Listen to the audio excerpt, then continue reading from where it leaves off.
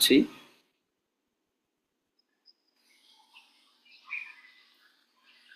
ఈ ఉదయకాలం మనం చదువుకున్న వాక్యంలో మరి ఇక్కడ సుడిగాలిలో నుండి ప్రత్యుత్తరం ఇస్తున్న యెహోవా పలుకుతున్న మాటలు మనం గమనిస్తున్నాం.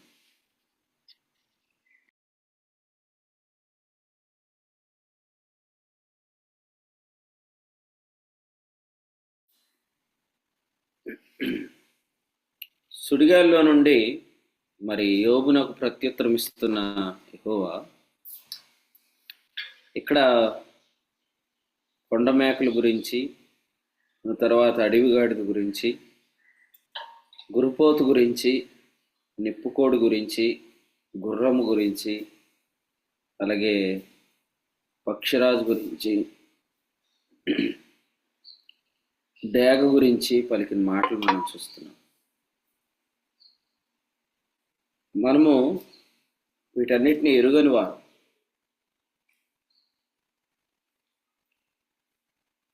ప్రభు వీటన్నిటిని ఎరిగినవాడు. ఎందుచేతనంటే సమస్తమును ఆయన తన మహత్తు గల మాట చేత నిర్వహిస్తున్నవాడు. ఈ విషయాన్ని మనము హెబ్రీయులకు రాసిన పత్రికలో 1వ అధ్యాయంలో 4వ వచనంలో చూస్తున్నాం.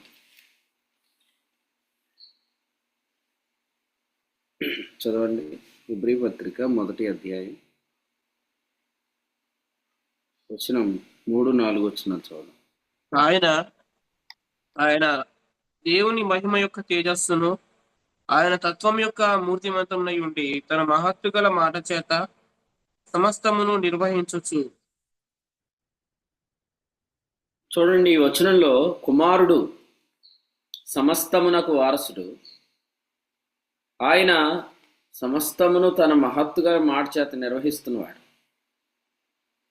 మన గురించి మనము కొరింథీయులకు రాసిన 1వ పత్రిక 13వ అధ్యాయంలో ఒక వాక్యం చదువుతాం. 9వ వచనం, మనం కొంత మట్టుకు ఎరుగుదుము, కొంత మట్టుకు ప్రవచించుచున్నాము. 13వ అధ్యాయం వచనం 9 చూడండి. కొరింథీ పత్రికలో మనము కొంత మట్టుకు ఎరుగుదుము, కొంత మట్టుకు ప్రవచించుచున్నాం. 12వ వచనం, ఇప్పుడు కొంత మట్టుకే ఎరిగి ఉన్నాము. సో ఈ మాట మనం చూస్తున్నాం. యోహాను సువార్త 21వ అధ్యాయంలో యోహాను కుమారుడైన సీమోను అనగా పేతురు గారు మాట్లాడుతూ 21వ అధ్యాయంలో అంటున్నారు, ప్రభువా నీవు సమస్తము ఎరిగినవాడు. యేసుక్రీస్తు సమస్తాన్ని ఎరిగినవాడు. ఆయన సన్నిధిలో ఉన్న మనము కొంతమట్టుకే ఎరిగినవారు, కొంతమట్టుకే ప్రవచిస్తున్నాం, కొంతమట్టుకే ఎరిగినవారు. ఈ విషయాన్ని మనం ఉదయకాలం ఆయన సన్నిధిలో ఉండి ఒప్పుకొని ప్రభువుని స్తుతించాలి. ఎందుకంటే యేసు క్రీస్తునందు సమస్తం ఉన్నది. యోహాను సువార్త 16వ అధ్యాయం 30లో చెప్పాడు, సమస్తము ఎరిగిన వాడనియు ఎవడునూ నీకు ప్రశ్న వేయని అగత్యం లేదనియు ఇప్పుడు ఎరుగుదమంటున్నారు వాడు. యేసుక్రీస్తు సమస్తాన్ని ఎరిగినవాడు. కారణం ఏంటంటే సమస్తం ఆయన యందు ఉన్నది. సమస్తానికి ఆయనే ఆధారభూతుడు. కొలస్సీ 1:17. సర్వ సంపూర్ణత ఆయన యందు ఉన్నది. సమస్తమునకు ఆయనే ఆధారభూతుడు. సమస్తానికి ఆయన మధ్యలో ఉన్నవాడు. అందుచేత అవన్నీ కూడా ఉనికిలో ఉన్నాయి. ఒకవేళ క్రీస్తే మధ్యలో ఉండకపోతే ఈ ఉదయం చదువుకున్న ఈ మేకలు కానీ, ఆ గురుపోతు కానీ, ఆ నిప్పుకోడు కానీ, ఆ గుర్రం కానీ, ఆ డేగ కానీ, ఆ పక్షిరాజు కానీ ఇవేమి ఉండేదానికి అవకాశమే లేదు. ఇవన్నీ ఉన్నాయంటే కారణం కుమారుడు ప్రభువైన యేసుక్రీస్తుని బట్టి మాత్రమే. ఆయనను బట్టియే సమస్తము. అందుచేత ఈ విషయాన్ని మనం మర్చిపోయి ప్రవర్తించడానికి అవకాశం ఉంది. నిన్న ఉదయకాలం మనం చదువుకున్నట్లుగా జ్ఞానం లేని మాటలు చెప్పేదానికి అవకాశం ఉంది, ఆలోచనను చెరిపే అవకాశం ఉంది. మనం కొంచెం మట్టుకే ఎరిగిన వారం, కొంచెం మట్టుకే ప్రవచిస్తున్నాం. యోహాను సువార్త 13వ అధ్యాయంలో కూడా ఒక మాట ఉంది చూడండి, 3వ వచనం. తండ్రి తన చేతికి సమస్తము అప్పగించననియు, తాను దేవుని యొద్ద నుండి బయలుదేరి వచ్చిననియు, దేవుని యొద్దకు వెళ్ళవలసి ఉన్నదనియు యేసు ఎరిగి ఏం చేశాడు? భోజన పంక్తిలో నుండి లేచాడు. లూకా సువార్తలో అన్నాడు, మీలో ఎవరు గొప్ప, భోజన పంక్తిలో కూర్చున్నవాడా, భోజన పంక్తిలో నుండి లేచివాడా అని అడిగాడు.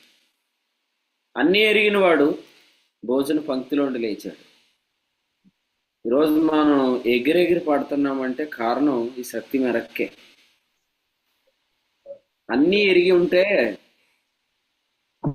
ఒకవేళ మనలో ఎంత గర్వం ఉండేదేం కాదు. కానీ క్రీస్తు సమస్తాన్ని ఎరిగినవాడు.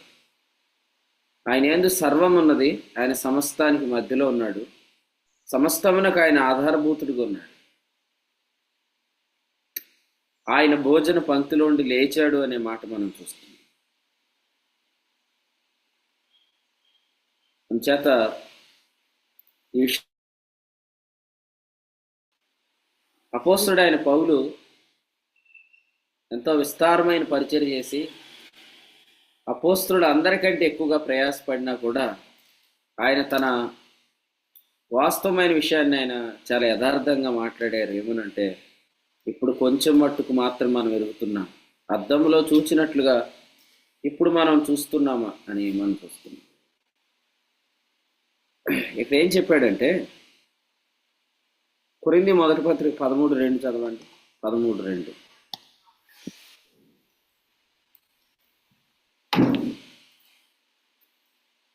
ప్రవచించు కృపావరం కలిగి మర్మములన్నయు జ్ఞానమంతయు ఎరిగిన వాడనైనను, కొండలను పెకిలింపగల పరిపూర్ణ విశ్వాసం గల వాడనైనను, ప్రేమ లేని వాడనైతే నేను వ్యర్థునడు. సో ఈ వాక్యాన్ని మనం చూస్తున్నప్పుడు 13వ అధ్యాయంలో కృపావరము కలిగి మర్మములన్నీ జ్ఞానవంతియు ఎరిగిన వాడనైనను, కొండలను పెకిలింపగల పరిపూర్ణ విశ్వాసం గలవాడనైనను అన్నాడు. ఇప్పుడు ఉదాహరణకి మనకు వరాలు ఉన్నాయని మనం అతిశయించడానికి లేదు. ఎందుకంటే ఇక్కడ 12వ అధ్యాయంలో ఏం చెప్పాడంటే, వచనం 11వ వచనంలో వీటినన్నిటినీ ఆ ఆత్మ ఒక్కడే తన చిత్తము చొప్పున పంచాడు, కార్యసిద్ధి కలుగు చేస్తున్నాడు. ఇప్పుడు అపోస్తుడైన పౌలు దగ్గర మృతులను బ్రతికించే వరం ఉంది. అయినంత మాత్రం చేత అతడు ఐతుక్కుంది తప్ప ఎవరిని ఆ రోజు బ్రతికించలేదు అపోస్తుల కార్యాలు 26. ఎందుకంటే ఆత్మ తన చిత్తం చొప్పున ఆ కార్యస్థితి కలిగిస్తున్నాడు. మరి దీన్ని బట్టి చెప్పండి, కృపావరాలు ఉన్నాయని అతిశయించడానికి ఉంటున్నాం మనం? స్వస్థత వరం ఉంది, 9వ వచనం, స్వస్థపరచు వరం ఉందని చెప్పి అందరి విషయంలో స్వస్థపరచు వరం ద్వారా స్వస్థపరచడానికి అది వీలవుతుందా? కాదు. పరిశుద్ధాత్మ తన చిత్తం చొప్పున కార్యసిద్ధి కలిగిస్తాడు. ఇవన్నీ కూడా ప్రేమను ఆత్మ ఫలంలో మనము ఎరుగుతాం అన్నమాట. ఇన్ని వరాలు కలిగిన వాడు, ఇంత విశేషమైన ప్రత్యక్షతలు గలవాడు, ఆత్మఫలమైన దేవుని ప్రేమను ఫలించడం ద్వారా ఆయన తెలుసుకున్నది ఏంటంటే, మనము కొంచెం మట్టుకే ఎరిగాము, కొంచెం మట్టుకే ప్రవచిస్తున్నాం.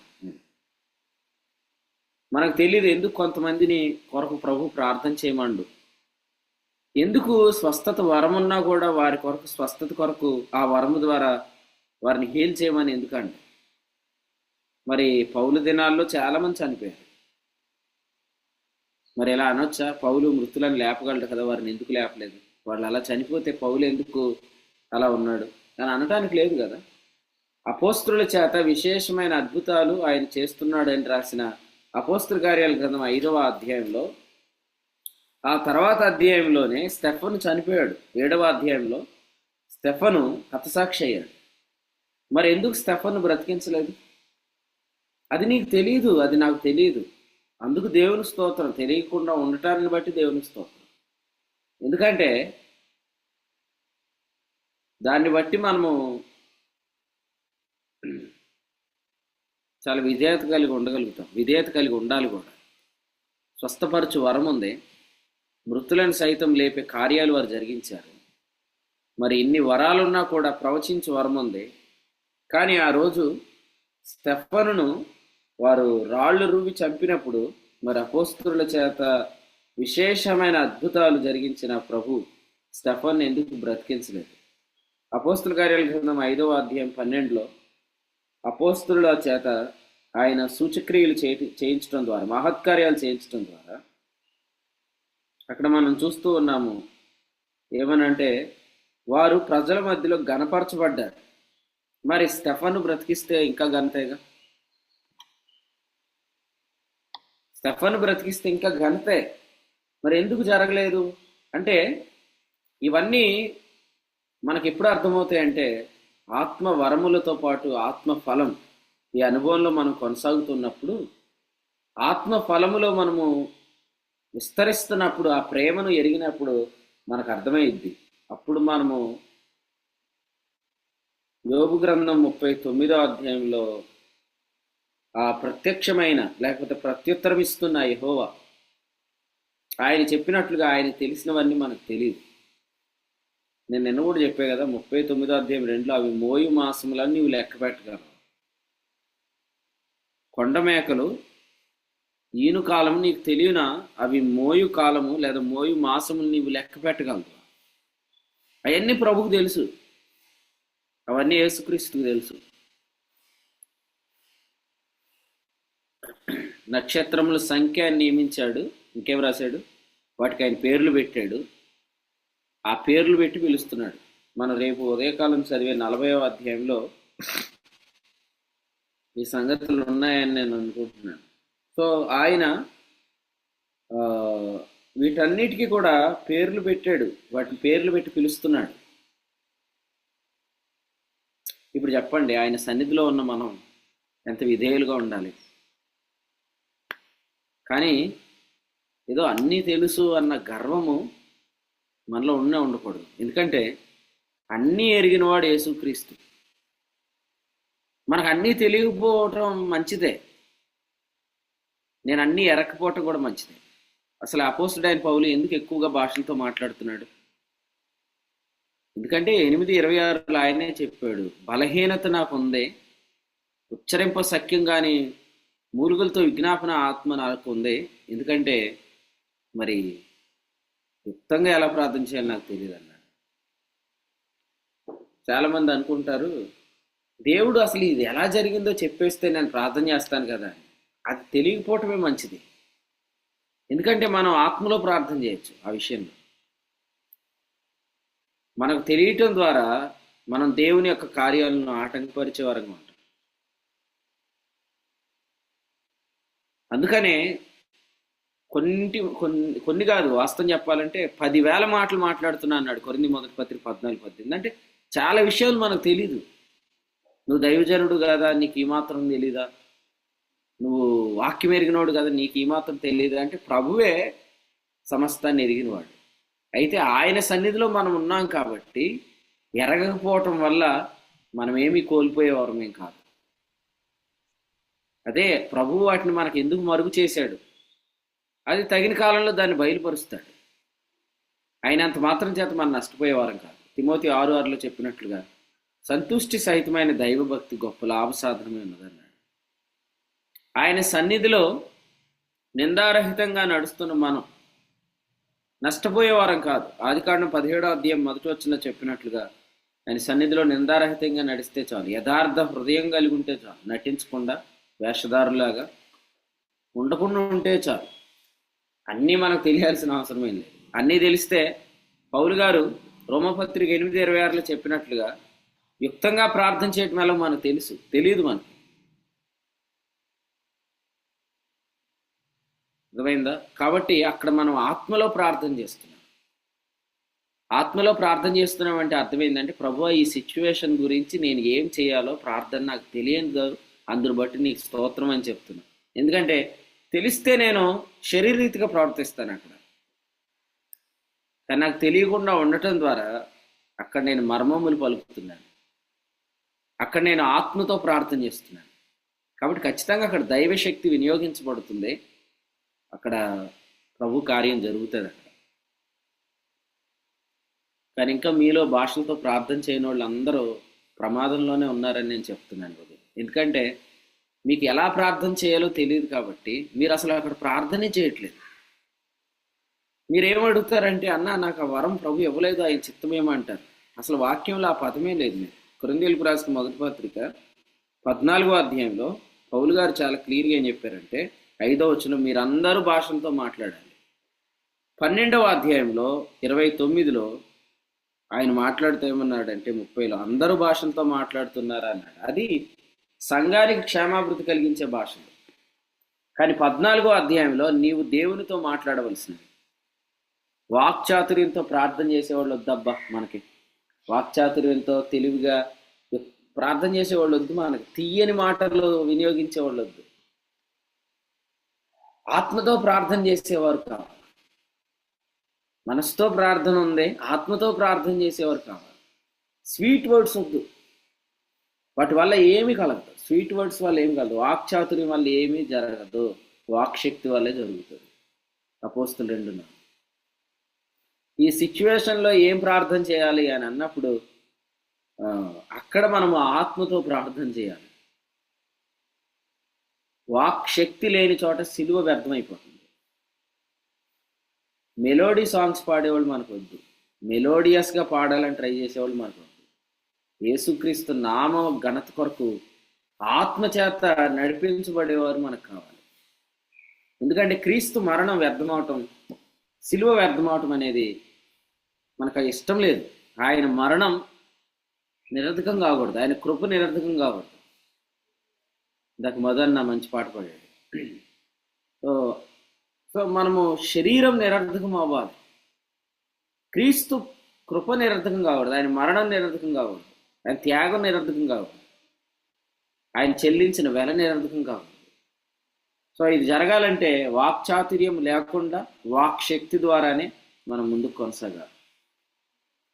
దైవ గ్రంథంలో ఈ మంచి మాట కొరింథీయులకు రాసిన మొదటి పత్రిక 1వ అధ్యాయం 17లో చెప్పాడు, క్రీస్తు యొక్క సిలువ వ్యర్థం కాకుండానట్లు వాక్చాతుర్యం లేకుండా సువార్త ప్రకటించడానికి ఆయన నన్ను పంపించాడు కదా. 2వ అధ్యాయం 1వ వచనంలో కూడా అన్నాడు, వాక్చాతుర్యంతో కానీ జ్ఞానాతిశయంతో కానీ కాదు. ఎలా ఉన్నాడు అన్నాడు ఇక్కడ 3వ వచనంలో, బలహీనతతో భయముతో వణుకుతో మీ వద్ద ఉన్నాను అన్నాడు. అంటే అర్థమేమి? ఖచ్చితంగా పౌలు వారి మధ్యలో భాషలతో మాట్లాడుకుంటూ ఉన్నాడు. చూస్తున్న వారికి ఎలా ఉందంటే, ఏంట్రా ఇన్ని ప్రసంగాలు చేసిన వాడు స్టిల్ ఇంకా ఆయన ఇంకా కనిపెడుతున్నాడు వర్తమానం కొరకు, ఆయన ఎందుకు ఇంకా దేవునితో మాట్లాడుకుంటున్నాడంటే, మీ విశ్వాసం మనుష్య జ్ఞానం ఆధారం చేసుకొని ఉండకూడదు అని 4వ వచనంలో చెప్తున్నాడు. 5వ వచనంలో జ్ఞానాతిశయం లేదు, తీయని మాటలు లేవు, వాక్చాతుర్యం లేదు, ఆత్మ కనపరుస్తున్నాడంట. ఆయనకి ఆత్మలో ప్రార్థన చేస్తున్నప్పుడు 5వ వచనంలో చెప్పాడు, ఆత్మ కనపరుచు దృష్టాంతములు అన్నాడు. ఈ రాత్రి ఏ వాక్యం నుండి మాట్లాడాలి, ఏ వచనాన్ని తర్వాత అందించాలి అనేది, while he's praying in spirit is receiving. ఆత్మ కనపరచు దృష్టాంతాలు, దైవశక్తి కనపరచు దృష్టాంతాలు, వాటిని మాత్రమే వినియోగిస్తున్నాడు. ఎందుకంటే అవి మాత్రమే విశ్వాసానికి ఆధారం. కాబట్టి అసలు ఈ వాక్చాతుర్యంతో ప్రార్థన చేసేవాడిని, తీయగా మాట్లాడేవారిని మనం ఆలోచిస్తే వారు క్రీస్తు శిలువ వ్యర్థం చేస్తున్నవారు. అందుకని మీరు అన్నీ తెలియకపోవటాన్ని బట్టి ప్రభుని స్తుతించాలి. ఎందుకంటే అన్నీ తెలిస్తే మనమే మనసుతో ప్రార్థన చేస్తాం. అన్నీ తెలియదు కాబట్టి ఆత్మతో ప్రార్థన చేస్తాం. ఆత్మతో ప్రార్థన చేస్తున్నాం కాబట్టి సాతానికి భయం. ఏ మినిస్ట్రీలో అయితే ఈ గిఫ్ట్ ఉందో ఆ మినిస్ట్రీ అంటే వాడికి భయం ఖచ్చితంగా. ఎందుకంటే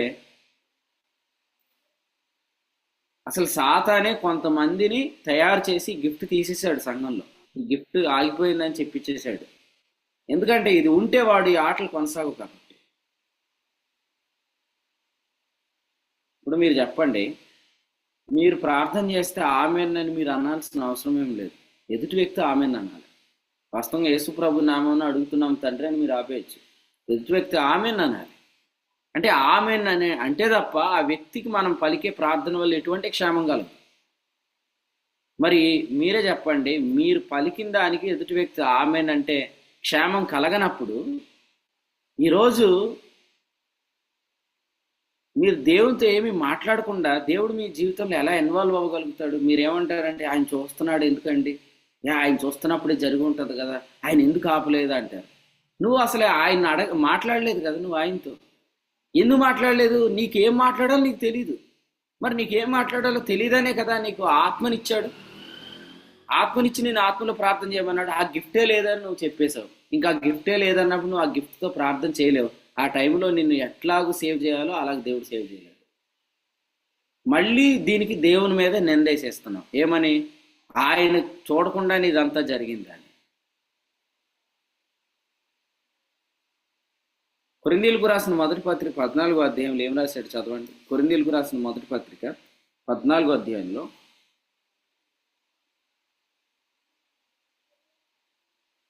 వచనం 17 చదవండి. నీవైతే బాగుగానే కృతజ్ఞతాస్తుతులు చెల్లించున్నావు గాని ఎదుటివాడు క్షేమాభివృద్ధి పొందడు. 16 చదవండి.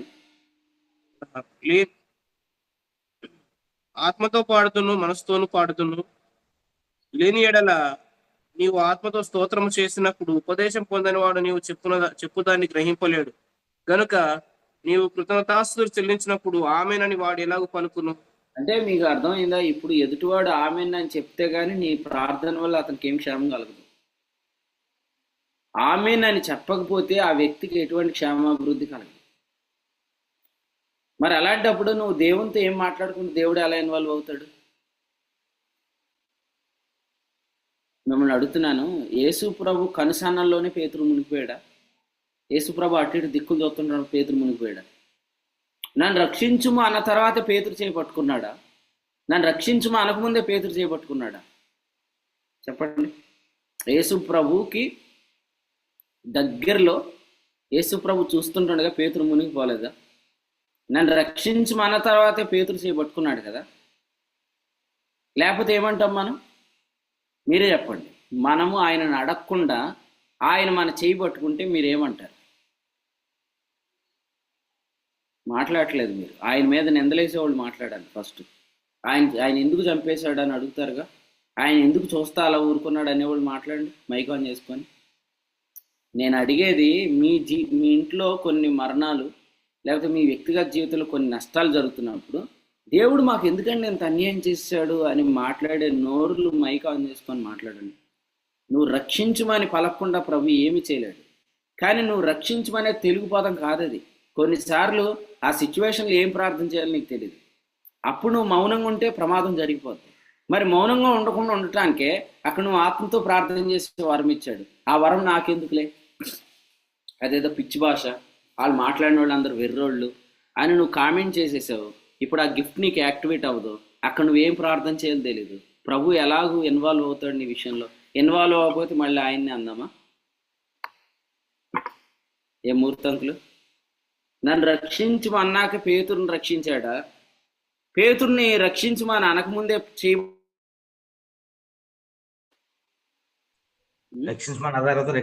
అంతే. మరి ఆయన కళ్ళ ముందే మునిగిపోయాడండి పేతురు.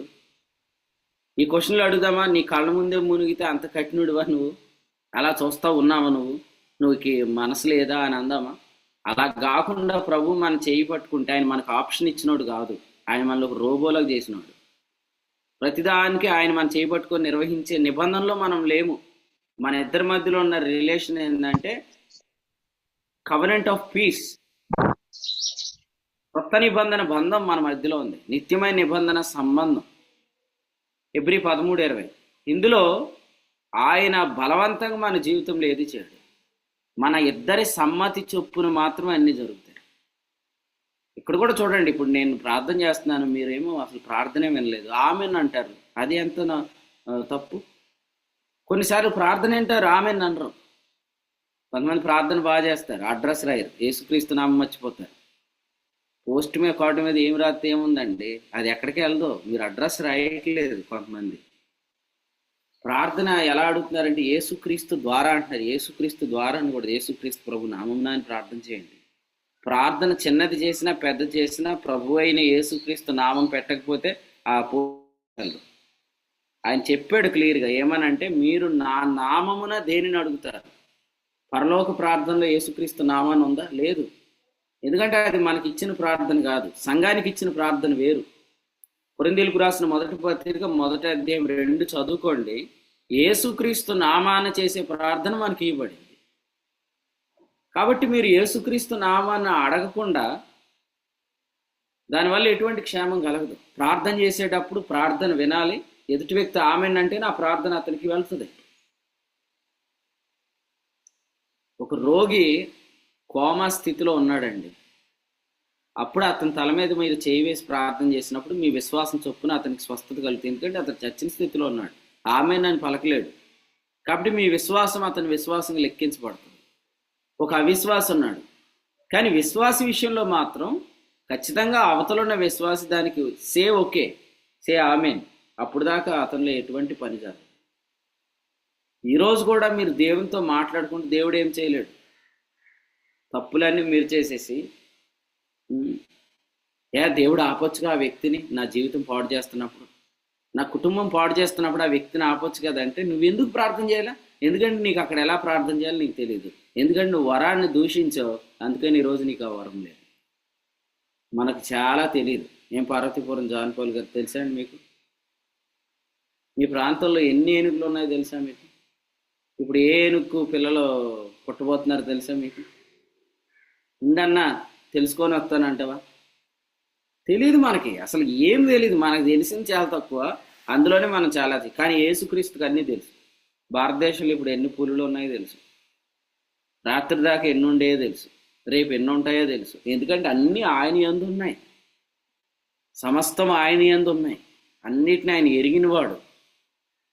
మనం అన్నిటినీ ఎరగనందుకు ప్రభుకు స్తోత్రం చెప్పాలి. అంతేనండి సత్యప్రసాద్ గారు, అవునా కదా? అవును పాస్టర్ గారు, అంతే. కానంలో ఎన్ని గేదెలు ఉన్నాయి మీకు తెలుసా? మీకు తెలీదు. ఇప్పుడు కూర్చొని ఆలోచిస్తున్నారు ఎన్ని ఉంటాయి ఆ బర్రెలని. మీకు తెలీదు, మనకు తెలీదు, అన్నీ ప్రభుకు తెలుసు. పక్షిరాజు డేగ గురించి, గుర్రం గురించి మాట్లాడుతున్నాడు ఆయన, అన్నీ ఆయనకు తెలుసు.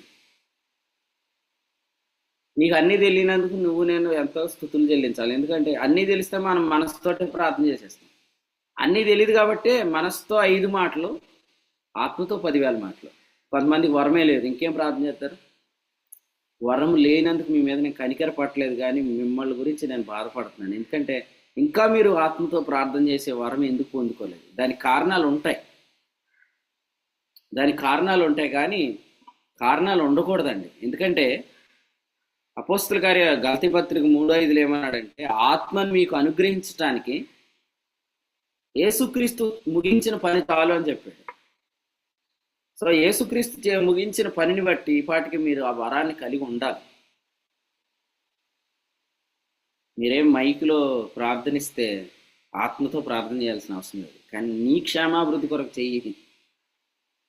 నాకు వరం ఉందని చూపించుకోవాల్సిన అవసరం ఏం లేదు, కానీ నీ క్షేమాభివృద్ధి కొరకు చేయాలి. నువ్వు నీ క్షేమం కొరకు చేయాలి. కొంతమంది ప్రార్థన ఎక్కువ మైకుల్లో చేస్తారు, ఇంట్లో ప్రార్థన చేయాలి. మైక్ వదలరు కొంతమంది.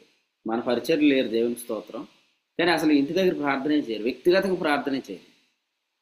అది మనం చూపించుకునేది కాదు, నీ క్షేమం కొరకు. నీ కొన్నిసార్లు పిల్లలకి అనుకోని ఆపద వస్తూ ఉంటుంది. సో వాళ్ళ మీద మనకు ప్రేమ ఉంది, కానీ వాళ్ళ కొరకు ఏం చేయాలి మన నోట్లో లేదు. లేకుండా దేవుడు చేశాడా? ఖచ్చితంగా కాదు. నీకు వరం ఇచ్చాడు, కానీ నువ్వు ఆ వరం ఉపయోగించుకోవట్లే. ఆ వరం నీలో యాక్టివేట్ అవ్వలేదు. అయ్యుంటే వాళ్ళ కొరకు ఏం ప్రేయర్ చేయాలో నీకు తెలుసు, నువ్వు ప్రార్థన చేస్తావు. డాక్టర్ గారులే కొన్ని సంవత్సరాలు వాళ్ళ చుట్టూ తిప్పుకొని వ్యాధి గుర్తించలేకపోతున్నారు, కానీ నువ్వు ఆ క్షణంలోనే దాని కొరకు ప్రార్థన చేసే వారం ఇచ్చాడు నీకు. ఉం? చాలామంది ఆవలెత్తున్నారంటే నైట్ డ్యూటీలు చేశారా? 2 గంటలు పడుకున్నామండి మీటింగ్ నుంచి వచ్చి. ఆత్మతో ప్రార్థన చేయండి, మొత్తం ఎగిరిపోద్ది. కృపానిధిలాగా ఎప్పుడు మీరు తేటగా ఉంటారు, ఎప్పుడు చూడండి నిద్ర మొహమే కనపడదు ఆయనలో. అట్లా ఉండాలి. ఆత్మతో ప్రార్థన చేసేవాళ్ళకి ఆ కృప ఉంటుంది.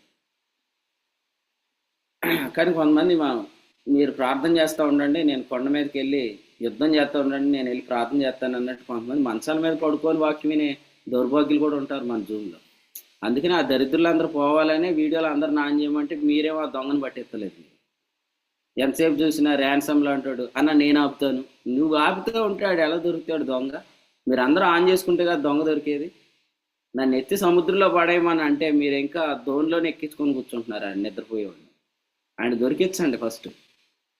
ఎప్పుడైనా నిద్రపోతే వాక్యం వినేవాళ్ళు పడుకొని మీ దగ్గర ఉంటే వాళ్ళ ఎదురుగుండా కెమెరా స్టాండ్ పెట్టేసి వాళ్ళ వైపు వీడియో ఆన్ చేసి వదిలేయండి. మనకు జూమ్లో క్షేమం, అది మీకెంతో క్షేమం. ఆ దొంగను దొరికితే ప్రభు మీకు 10,000 ఇస్తాడు, 10,000 మాటలు.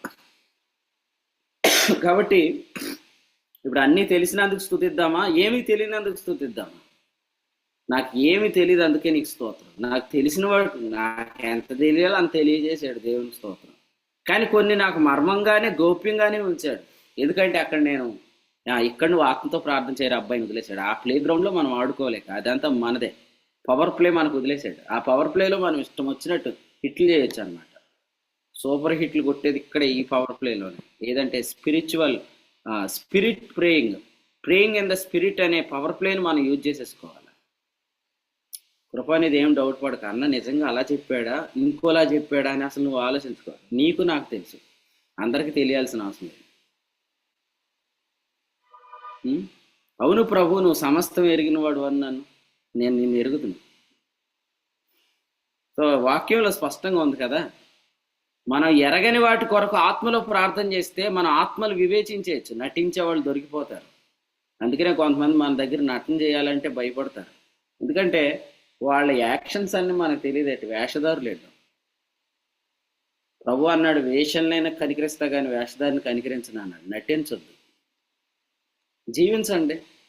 రాత్రి వర్తమానం వచ్చినట్టుగా జీవించండి. ఎందుకు ప్రార్థనా పరుడులాగా వాక్యం నువ్వే చదివేస్తున్నట్టు, నువ్వేదో చేసేస్తున్నట్టు నటించే బదులు నీ సాక్ష్యం నీ భార్య చెప్తుంది, నీ సాక్ష్యం నీ భర్తే చెప్తాడు, నీ పిల్లలు చెప్తారు. ఒక ఆమె అనిందంట ముందు లైన్లో కూర్చొని, మా ఆయన గారు ఇక్కడ బోర్డు అంత ప్రార్థన చేస్తాడు, ఇంటికాడ ఒక ముక్కడు ప్రార్థన చేయడం అన్నాడు. సో చెప్తారు, నీ భార్య చెప్పేస్తుంది నీ సాక్ష్యం, ఎవరు చెప్పక్కర్లేదు. నీ యథార్థత నీ వేషధారణ అంతా నీ ఇంట్లో వాళ్ళే చెప్తారు. అందుకని ఏమైనా తెలియాలంటే మీరు ఎవరిని సంప్రదించాలా? వాళ్ళని కాదు అడగాల్సింది, ఇంట్లో వాళ్ళని అడగండి. అమ్మా చాలా బాగా చేస్తున్నాడమ్మా ప్రసంగం సత్యప్రసాద్ గారు, వజ్రమక్క చెప్పు అని అంటే వజ్రమక్క చెప్పేసిద్దిగా, వజ్రాలన్నీ బయటకు వస్తాయి. కాబట్టి బయట పెట్టేవాళ్ళు ఉన్నారు, ప్రభు స్తోత్రం. అందుకనే బ్యాచిలర్స్ కంటే భార్య భర్తలుగా ఉండి పరిచయం చేస్తున్న వాళ్ళు ధన్యులు. ఎందుకంటే వాళ్ళు నిజాలన్నీ భార్యలు చెప్తారు. మీరు కావాలంటే ఇంటర్వ్యూ చేయండి ఒకసారి. ఎప్పుడు ఏళ్ళనే కాదు, కృపానిధిని కాదు అడగాల్సింది, మీరు శ్రావణిని అడగాలి. జాగ్రత్త, ఈ ఉదయకాల సాక్షిని తారుమారు చేయకండి. ప్రభు అన్నీ ఎరిగినవాడు కదండి. కాబట్టి మనము ఆత్మలో ప్రార్థన చేస్తే ఆత్మల వివేచన వరం మనకు వస్తుంది. సో మీరు గుర్తుపట్టవచ్చు అనమాట, ఆత్మల వివేచన అనేది మనకు చాలా అవసరం. 12వ అధ్యాయం 10. ఇప్పుడు మనం జీవిస్తున్న ప్రస్తుతం ప్రపంచంలో ఆత్మల వివేచన చాలా అవసరం. యోహాను మొదటి పత్రిక 4:2 చెప్పినట్లుగా ప్రతి ఆత్మను నమ్మొద్దని చెప్పాడు దేవుడు రాజు అన్న. అంతేనా? ప్రతి ఆత్మను మనం నమ్మకూడదు. ఆ ఆత్మలు దేవుని సంబంధమైనవో కావో పరీక్షించమండి అని చెప్పాడు.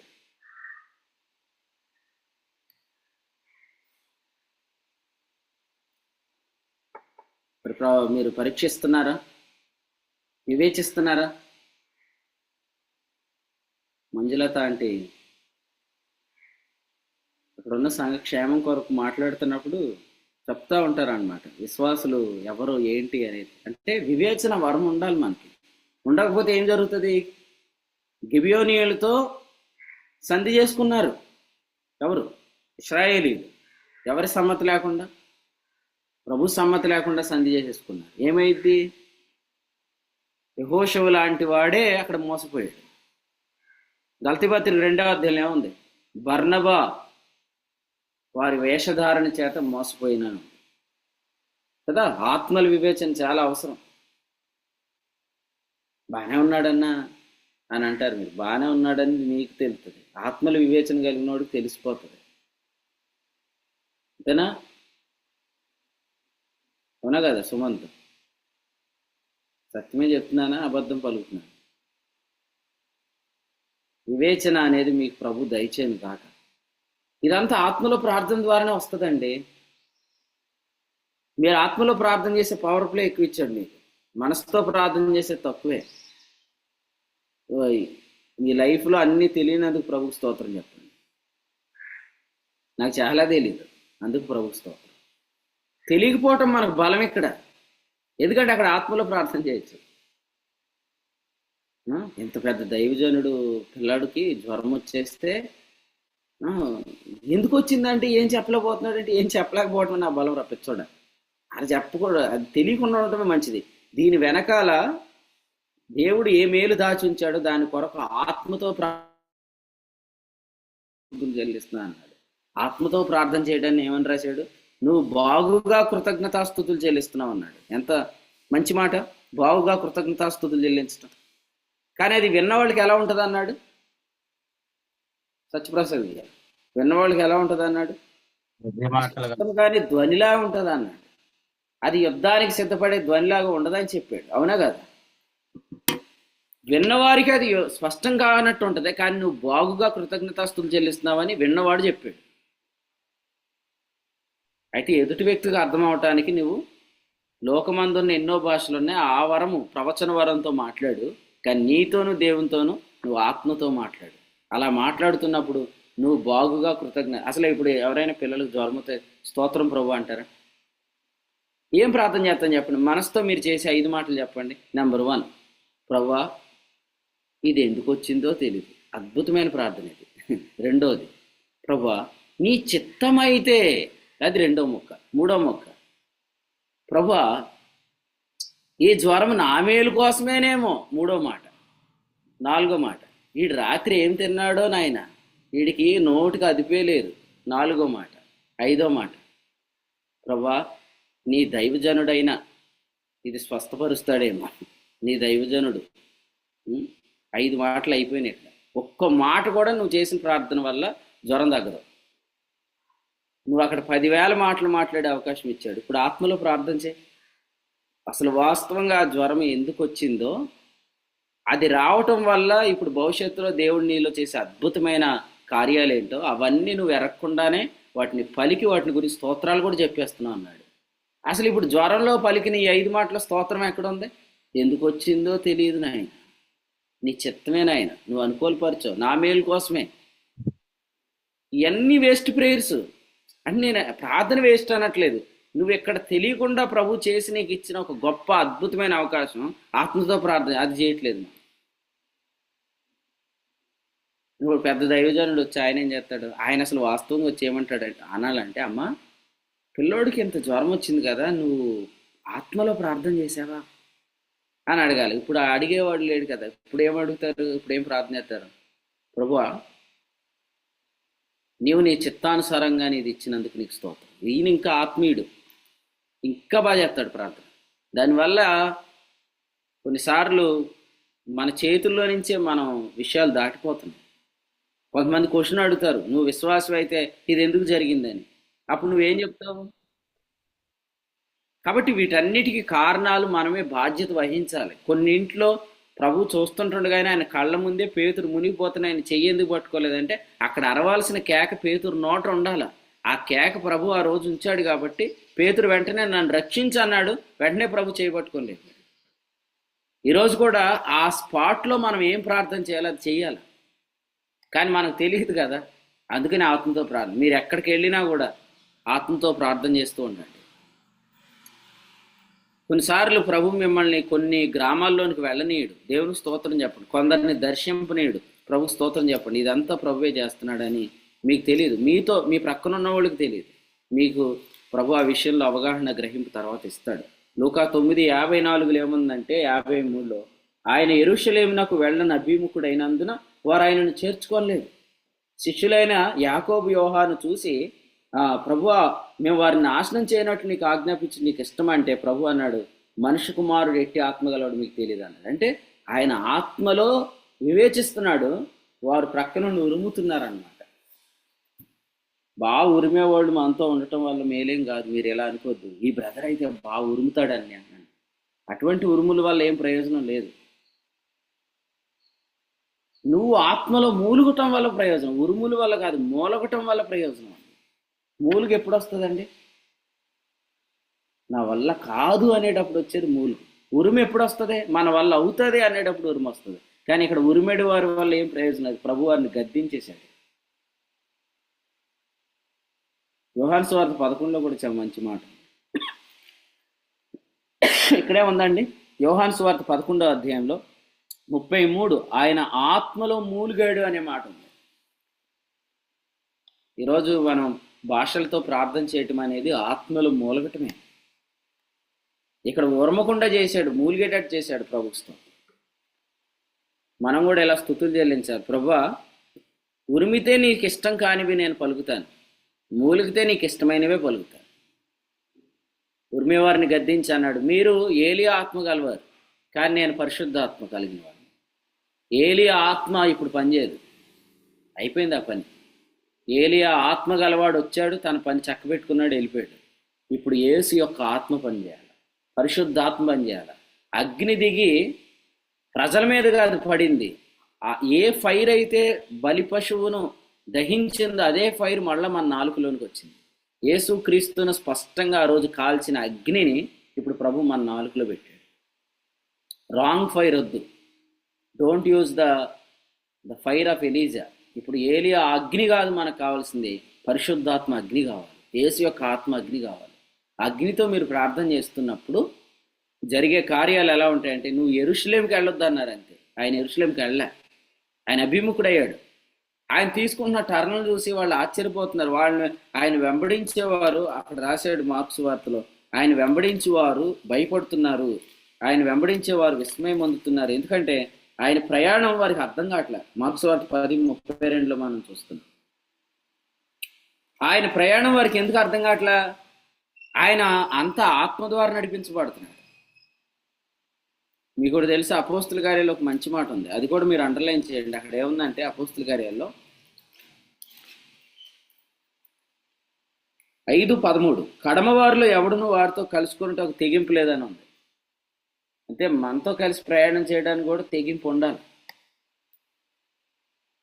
ఇప్పుడు లేచి పెందలగాడు లేచి కట్టెలు చీల్చేద్దాం రండి, బలిచ్చేద్దాం రండి అంటే ఇస్సాకు వెంటనే లేచి వెళ్ళాడు. ఐజాక్ లాంటి సన్స్ కావాలి మనకి. పద నేను వస్తాను పద. లోతు లాంటి వాళ్ళు వద్దు. లోతు లాంటి వాళ్ళు ఏమంటారు, ఇదేంటన్నా ఇప్పుడే కదా అయ్యింది, మళ్ళీ ఇంకో చోట కంటే ఏంటి అనుకుంటారు. ఇంతమంది చాలా తెలుగుగా పరిచయాలు ఎగ్గొడుతున్నారు, ప్రభువుకి సమస్తం తెలుసు. కానీ ఇక్కడ చూడండి, స్పష్టమైన నడిపింపు. ఆయనతో వెళ్తున్నప్పుడు ఆయనను వెంబడించేవారు విస్మయం పొందారు, భయపడ్డారు. కడమవారిలో ఎవడునూ వారితో కలుసుకున్నట్టు తెగింపు లేదు అని రాయబడింది. అంటే మనతో ప్రయాణం చేయాలంటే ఒక తెగింపు ఉండాలి. ఎందుకంటే మనం తీసుకుంటున్న డైరెక్షన్స్ వాళ్ళకి అర్థం కాదు, కానీ ఇవన్నీ మన క్షేమం కొరకే అర్థమవుతుంది. రోజు మీరు చూడండి, ఎక్కడ కూడికి జరిగినా దూర ప్రాంతాల నుంచి ప్రజలందరూ చేరి వస్తున్నారు. వాళ్ళు మళ్ళీ మా కారులో రావట్లే, వాళ్ళు సొంత బండిలో ఆయిల్ పోయించుకొని వాళ్ళు మీటింగ్స్ అన్నిటికీ అటెండ్ అవుతున్నారు దూర ప్రాంతాల నుంచి వచ్చి. ఎందుకంటే ఇలా ఈ వెంబడి వెళ్తే మనకు ఇప్పుడు ఆశీర్వాదం కలుగుతుందని ఇప్పుడు అర్థమైంది. అది ఇంకా మీకు అర్థమగును గాక. ఎందుకంటే గలతీయులకు రాసిన పత్రిక 2:14లో 5:25లో కూడా ఏముందో చదవండి. మనం ఆత్మను అనుసరించి నడుచువారం అయితే, ఆత్మను అనుసరించి క్రమముగా నడుచుకుని ఆత్మను అనుసరించి జీవిస్తే ఆశీర్వాదమే. అక్రమంలో ఆశీర్వాదం ఉండదు. అక్రమం చేస్తే ఆశీర్వాదం ఉండదు. క్రమంలోనే, డిసిప్లైన్లోనే నీకు బ్లెస్సింగ్ ఉంటుంది. ఆత్మ నడిపింపు అంతా క్రమంలోనే ఉంటుంది. అక్రమాన్ని జరిగించవద్దు దయచేసి. దేవుని చిత్తం జరిగించువాడు నిరంతరం నిలుస్తాడు. క్రమంగా అన్నిటినీ జరిగించండి. గలతీ 2:10. అక్రమం వద్దు. ఇప్పుడు కట్టెలు క్రమంగా పేర్చాడని ఎందుకన్నాడు? ఇంధనం ఉంటే సరిపోదు కదా. ఇంధనంతో పాటు ఏముండాలి? కంబషన్ రియాక్షన్ చెప్పండి, కెమిస్ట్రీ తెలిసిన వాళ్ళు. కంబషన్ రియాక్షన్ ఏంటంటే ఇంధనం, ఫ్యూయల్ ఉండాలా, ఆక్సిజన్ ఉండాలా. కట్టెలు క్రమంగా పేర్చకపోతే ఊపిరి ఎలాగా ఆడిద్ది అందులో? సో ఆక్సిజన్ ఉంటే తప్ప కంబషన్ ప్రాసెస్ జరగదు. In the presence of oxygen only combustion process జరిగింది. మంట అనేది ఆక్సిజన్లోనే జరుగుతుంది. మండాలంటే కట్టెలు చక్కగా పేర్చాల. కుటుంబ క్రమం లేదు, సంఘ క్రమం లేదు, వ్యక్తిగత జీవితంలో ఒక క్రమం లేదు. ఇవన్నీ లేవంటే you are not the follower of the holy spirit. నువ్వు ఆత్మను అనుసరించేవాడు కాదు. ఖచ్చితంగా ఆత్మను అనుసరించేవాడు క్రమంగా ఉంటాడు. మనల్ని చాలామంది వెంబడిస్తున్నారు. అబ్రహామును 318 మంది వెంబడించారు. మరి వాళ్ళందరూ అబ్రహాముని అబ్జర్వ్ చేయట్లేదా? అబ్రహాం ఇంటిలో ఒంటెలు అబ్జర్వ్ చేస్తున్నాయి అబ్రహాము మోకరించటాన్ని. అవి కూడా ఎలియాజరు ప్రార్థన చేయగానే మోకరించింది. మరి మీరే ఆలోచన చేయండి. ప్రార్థన జరిగినప్పుడు మన ఇంట్లో కుక్కలు మురుగుతూ ఉంటాయి. ఎందుకు? ఎప్పుడైనా ప్రార్థన చేస్తాం మీరు చేస్తే వాటికి కూడా అర్థమవుతుంది. కానీ ఇప్పుడు వాటికి వింతగా ఉంది. ఈడేంట్రా బాబు కొత్త యాక్షన్ చేస్తున్నాడని అవి కూడా అరుస్తూ ఉంటాయి. కుక్కలు అరవకూడదు మీరు ప్రార్థన జరుగుతున్నప్పుడు. వాటికి కూడా అర్థమవుతుంది. This is the quiet time, this is the prayer time. So ఈ టైంలో నేను సైలెంట్గా ఉండాలి అని వాటికి అర్థం అవ్వాలి. ఒంటెలు సైతం మోకరించే. మీరంటారు కొత్త వాళ్ళు చూస్తే కుక్కలు అరవండి అని. మరి రెబ్కా కొత్తదేం కాదేంటి? ఒంటెలు మోకరించలేదా? రెబ్కా మీద దాడి చేసినాయి. రెబ్కా నీళ్లు పూస్తే తాగినాయి ఖచ్చితంగా. బయట ఓవర్ కుక్కలు అరితే పర్లేదు, ఇంట్లో కుక్క కూడా అరితే అలాగే విశ్వాసుల మీద దాన్ని నాలుగు ఆడించకూడదు. అర్థం అవ్వాలా. ఇవన్నీ మన లైఫ్లో ప్రాక్టికల్ లెసన్స్ అన్నమాట. క్రమశిక్షణ అనేది మీ లైఫ్లో ఖచ్చితంగా ఉంటుంది. క్రమము లేని దగ్గర ఆశీర్వాదం ఉండదు. మీరే చెప్పండి. ఇప్పుడు మా శ్రీనన్ను గోడ కట్టాడు. ఎవరు? రాజమండ్రి శ్రీనన్ను. అన్నీ తెచ్చుకున్నాడు, తూకం తెచ్చుకోవటం మర్చిపోయాడు.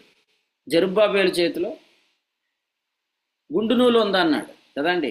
ఆ పరికరాలు తెచ్చుకొని గోడ కట్టాడు. గోడ ఉంటుందా? ఎందుకు ఉండదు? దాని బరువు అంతా ఎక్కడ వంకర వస్తే అక్కడ దాని మీదకి వెళ్ళిపోద్ది. అక్కడి నుంచి అది పడిపోద్ది. అందుకని హగ్గై గ్రంథంలో ఏమన్నాడు? నువ్వు రాతి మీద రాయి కట్టు, నేను నిన్ను ఆశీర్వదిస్తాను. అంటే క్రమముగా మీరు క్రమాన్ని అనుసరిస్తే, డిసిప్లైన్ ద్వారా దేవుడు నిన్ను ఇది మొదలుకొని ఆశీర్వదిస్తాడు. సో చాలా ప్రాముఖ్యమైన సంగతి మన లైఫ్లో. ఆత్మలో ప్రార్థన చేయటం ద్వారా, ఆత్మానుసారంగా వెళ్ళటం ద్వారా మనకి యెరూషలేంకి వెళ్ళకూడదు. ప్రభువుని చూసి చాలామంది అనుకునేవారు ఈయన అప్పటికప్పుడే డైరెక్షన్స్ మార్చారు. ఆయన అప్పటికప్పుడు డైరెక్షన్ మార్చట్లే. ఆయనకు ఆత్మలో వివేచన ఉంది. మత్తయి సువార్త 2వ అధ్యాయంలో యేసు ప్రభు ఆయన పుట్టినప్పుడు ఏం చేశారంట? నజరేతుకి వెళ్ళారంట. కొంతకాలం తర్వాత మళ్ళీ యోదయ దేశం వస్తే అక్కడ మరలా హేరోదు కుమారుడైన అర్కెలయి కూడా పరిపాలన చేస్తున్నాడని చెప్పి మరలా వారు నజరేతుకు వెళ్ళిపోయారు. ఐగుప్తుకి వెళ్ళారు, మళ్ళీ వచ్చారు, నజరేతుకి వెళ్ళారు. మీరు అనుకోవచ్చు యేసు ప్రభు లాంటి ఒక సర్వోన్నతుడే పుట్టినప్పుడు అక్కడికెక్కడ తిప్పేస్తున్నారేంట్రా అని అనుకోవచ్చు. లేదు, అది ఆత్మలో నడిపింపు. ఎక్కడ ఉండాలి, ఎక్కడికి వెళ్ళాలి. యోహాను సువార్త 7లో కూడా యేసు ప్రభుని వాళ్ళు అడిగారు, నువ్వు బహిరంగమును అంగీకరింపబడగొడితే పండుగకు రమ్మన్నారు. ప్రభు అన్నాడు, నా సమయం ఇంకా రాలేదన్నాడు. సో ఇదంతా ఆత్మ నడిపింపు. యెరూషలేంకి ఎప్పుడు వెళ్ళాలి? సో యోదయ దేశానికి ఎప్పుడు రావాలి? నజరేతులో ఎప్పుడు ఉండాలి? ఐగుప్తులోకి ఎప్పుడు వెళ్ళాలి? అన్నీ ప్రభు మీకు నడిపిస్తాడు. కొరింథీయులకు రాసిన 2వ పత్రిక 1వ అధ్యాయంలో చెప్పాడు. ఈవెన్ పుట్టింటికి కూడా ఎప్పుడు వెళ్ళాలి కూడా ప్రభువే చెప్తాడు. మీరు అక్కలకే పుట్టింటికి ఎప్పుడు వెళ్ళాలి ప్రభువే చెప్తాడు. అన్నలు కూడా ఎప్పుడు పంపించాలి ప్రభు చెప్తాడు. అలాగని నేను చెప్పానని చెప్పి ఇంకా ఆత్మలో నాకు ప్రభు చెప్పట్లేదని వాళ్ళు పంపించకుండా ఆపేటండి. పంపించాల్సినప్పుడు పంపించండి. సో వాక్యంలో స్పష్టంగా ఉంది. అవునవునని చెప్పుచు కాదు కాదన్నట్టుగా నేను నా యోచనలన్నీ శరీరానుసారంగా కలిగి ఉన్నానా, నేను చపల చిత్తుడుగా నడుస్తున్నానా అని అన్నాడు. ఎందుకంటే నేను ఇలా వద్దామనుకున్నాను, నేను రాలేకపోయాను అంటున్నాడు పౌలు. 1:15. నిన్న జరిగిన ఇన్సిడెంట్ చూసి చాలామంది ఏమంటున్నారంటే సేవకులు మీ ప్రయాణ వివరాలు గోప్యంగా ఉంచండి అని చెప్తున్నారు. ఎస్, వాస్తవమే. కానీ మీకు ఒక ఆదరణకరమైన మాట ఒకటి చెప్తాను. నిజంగా అక్కడ అటాక్ ఉందని తెలిస్తే యేసుక్రీస్తు పుట్టినప్పుడు ఆ దేశానికి వెళ్ళమని ముందే చెప్పి మళ్ళీ అక్కడి నుంచి ఆయన డైవర్షన్ మార్చేశాడు.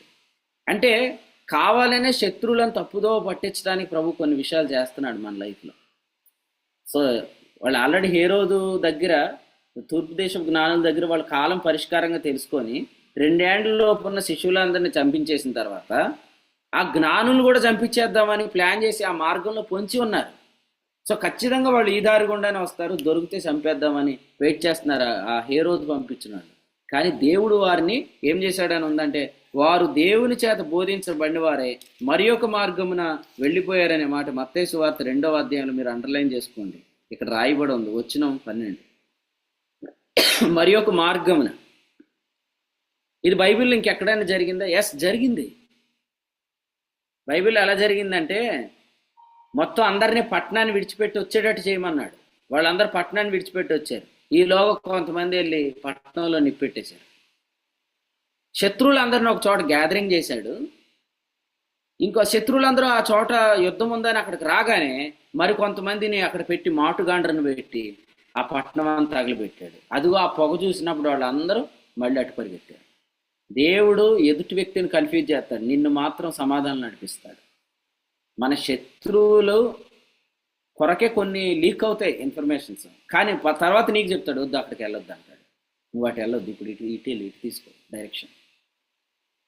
నేను మీ అందరి కొరకు ప్రార్థన చేస్తున్నాను. మీరు ఎటువంటి ప్రమాదంలో పడకూడదంటే ఖచ్చితంగా ఈ గిఫ్ట్ని యాక్టివేట్ చేసుకోండి. గిఫ్ట్లో ప్రేయర్ చేస్తూ ఉండండి అల్లప్పుడు. అది యోధా పత్రికలో చెప్పాడు. పరిశుద్ధాత్మలో మీరు ప్రార్థన చేయండి. ఒక తండ్రి తన బిడ్డలకు ఇచ్చే ఒక గొప్ప ఆస్తి ఏంటి? యేసుక్రీస్తు. మీరు పట్టణంలో నిల్చోండి, మీరు పైనుండి శక్తి పొందుకుంటారు. లోక 24:49. అంటే అర్థం ఏంటి? మీరెవరు ఈ వరాన్ని పోగొట్టుకోకూడదని కోరుకున్నాడు. ఇంచుమించు 120 మంది ఉండగా 120కి 120 మంది ఆత్మలో ప్రార్థన చేశారు. కానీ ఈరోజు మన సంఘంలో చాలామంది ఉన్నారు, ఇంకా చాలామందికి గిఫ్ట్ యాక్టివేట్ అవ్వలేదు. ఎందుకంటే they don't know the importance of this gift. వాళ్ళకి ఈ వరం యొక్క ప్రాముఖ్యత అసలే మొట్టమొదటి ఈ వరాన్నే దేవుడు ఇచ్చాడంటే ఈ వరం ఎంత ప్రాముఖ్యమైన చూడండి. అందుకనే వాడికి భయం వేసి పౌలు రాసిన వాక్యాలను వక్రీకరించి భాషలైనా నిలిచిపోననే వచనాన్ని ఎప్పుడో భాషలు నిలిచిపోయినది ఆరంభంలో అవిశ్వాసులకు సూచకంగా ఆ గిఫ్ట్స్ని దేవుడు ఇచ్చాడని చెప్పి అబద్ధమాడి సంఘములో ఉండాల్సిన ప్రొటెక్షన్. ఇప్పుడు నిజం చెప్పండి, మన పిల్లల మీద ఉండే కాపుదాలు మనమే తొలగించేసి ఇప్పుడు పిల్లలకి ఎలాగైందని ఏడవటం ఎంత నటును చెప్పండి.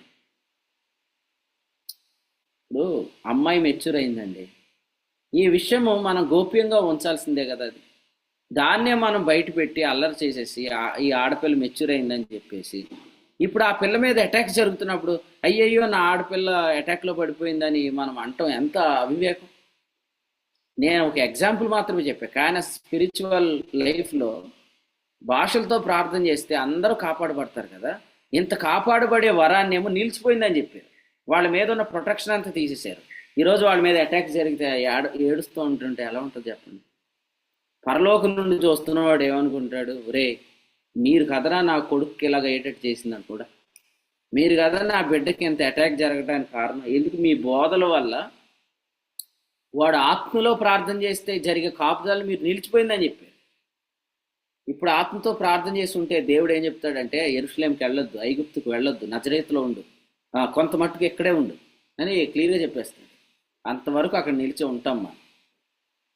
ఇశ్రాయేల్ని ఎలా నడిపించాడండి? ఇశ్రాయేల్ ఎక్కడ నడిచారు? తేళ్ల మధ్యలో సంచరించారు. విష పురుగులు ఉన్నాయి. మన పిల్లోడికి ఏదైనా కుడితే మనం ఎంత ఇబ్బంది పడతాం. అసలు వాళ్ళు 6 లక్షల వీరులు వాళ్ళ పిల్లలు చిన్న చంటి పిల్లల్ని వేసుకొని వాళ్ళు అరణ్యంలో ఉన్నప్పుడు ఒక్క విష పురుగు కూడా వాళ్ళని కొట్టకుండా ప్రభు కాపాడలేదా? అప్పుడు డోలో 650 ఉన్నాయండి. చెప్పండి, ప్రభు ఎలా కాపాడాడండి? మీరు చదవండి. రిపోర్ట్స్ ఏం చెప్తున్నాయంటే సీనాయి వల్ల తప్ప వారిలో ఎటువంటి మరణం సంభవించలేదు. సేనాయి వాళ్ళ తప్పు ఎటువంటి మరణం సంభవించాలి అంటే ఒక్క విషపురుగు కూడా నేల మీద ప్రాకులు కూడా వాళ్ళని ఏం చేయలేదు. అరణ్యంలో ఎన్నో సర్పాలు ఉంటాయి.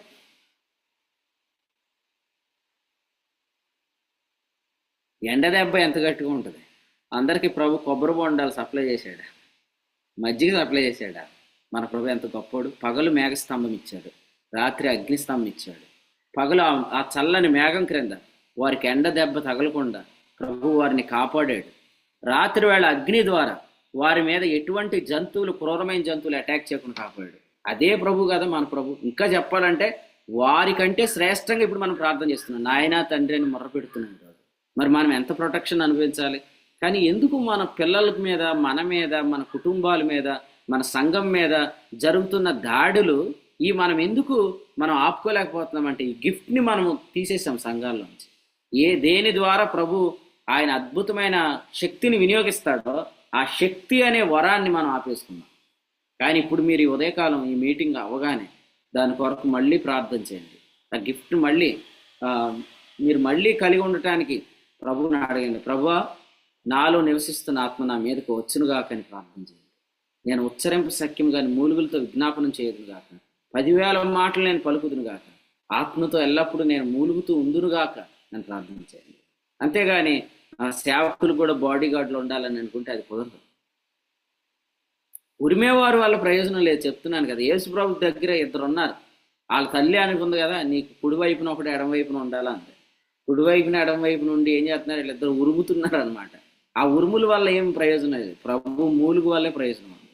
కాబట్టి thank you lord for giving this opportunity to pray in spirit అని చెప్పండి. ప్రభు ఆత్మలో ప్రార్థన చేసే అవకాశం ఇచ్చావు, నీకు స్తోత్రాలు. ఎందుకంటే నాకు చాలా విషయాలు తెలియదు, నీకు వందనాలని చెప్పండి.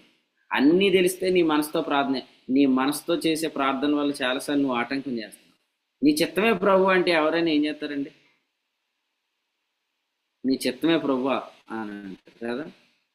నీ చిత్తమే ప్రభు అని చెప్పినప్పుడు ఇంకా నీ మనసు అలా ప్రిపేర్ అయినప్పుడు నీ మనసు మారి రూపాంతరం చెందేంత వరకు ప్రభు ఏం చేయలేడు.